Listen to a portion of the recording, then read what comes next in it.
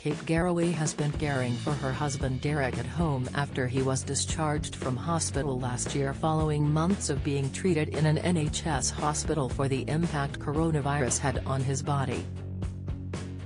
The father of two still has a long way to go as he continues to make progress in getting his life back on track, and the Good Morning Britain presenter has spoken many times about the experience she has had watching her spouse try to recover.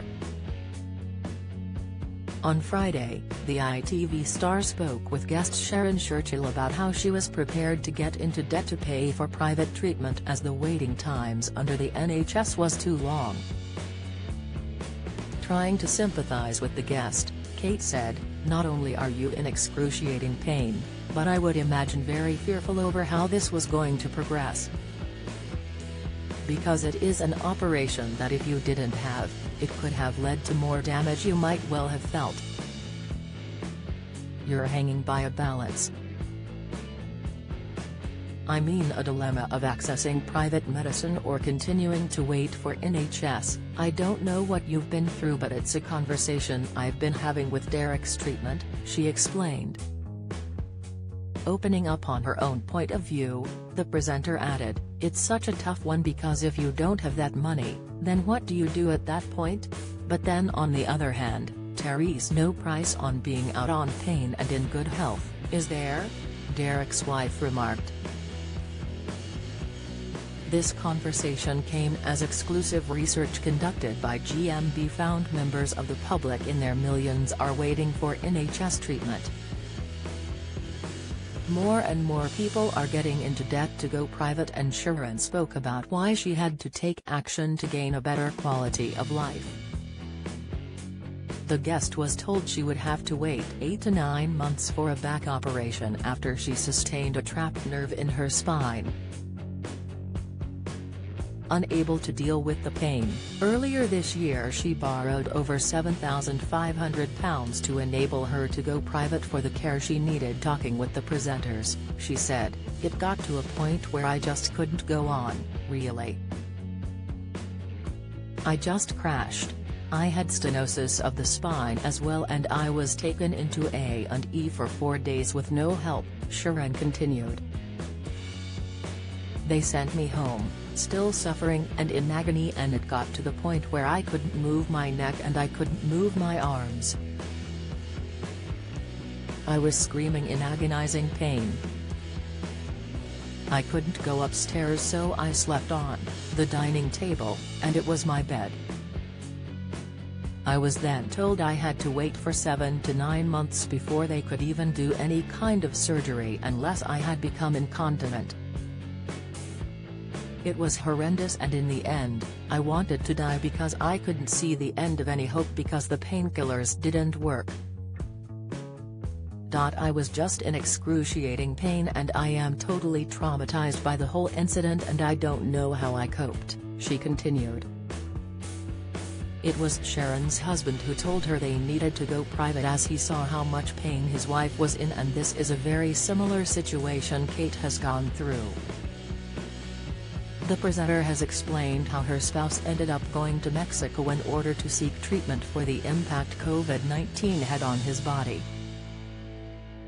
Kate accompanied her other half to Monterrey for an assessment to be carried out by a renowned American doctor to see if they could offer any advice. "It took weeks and weeks of planning, and when I told Derek about this place he was excited," the mother of two said in an interview.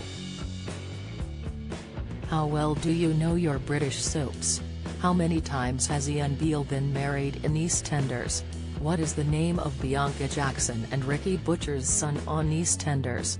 On EastEnders in 2002, who accidentally ran Jamie Mitchell over in his car which caused his death? How many times has Corey's Steve McDonald been married? What happened to Emily Bishop in Coronation Street? Who murdered Maxine Peacock in Coronation Street in 2003? Which incident in 1993 killed off 4 characters in Emmerdale? When did the show stop being known as Emmerdale Farm? On what day did Hollyoaks air its first episode? What was the name of the much-loved Coronation Street pet dog who was put down in April 2020 after 14 years? 1996 saw the arrival of one of Hollyoaks' all-time bad boys and rival, a Kurt Benson, but who is he? Who is the longest-serving character on Coronation Street? Who shot Phil in EastEnders? How many fires have there been at Corey's Rover's return? Get out of my pub. You're no soaps fan. You're either too young to remember the big lines or have better things to do on weekday evenings. Casual viewer, you watch them sometimes so you kinda know what's been going on. Die-hard fan, you love watching the soaps so much your entire week is planned around when they air. He is just so desperate to get better, he will do anything he can to make that happen, Kate added as she spoke with The Sun. It has been reported Derek is going to fly out to the clinic this month for a 28-day stay where medical professionals will assess his body dysfunctions. The treatment has had a huge impact on the family, as Kate explained. It's like there's both grief and hope in the same moment. There are flashes of the old Derek and then he disappears again, and you're left just feeling really lonely. Derek dreams about the before, and every morning it's just so awful seeing him wake up, and the realization of where he is. There's a kind of heartbreak in his eyes, every single morning. You can just see it, she explained. The presenter hopes the results of Derek's trip to hospital will allow him to come back to the UK and get treatment for free on the NHS.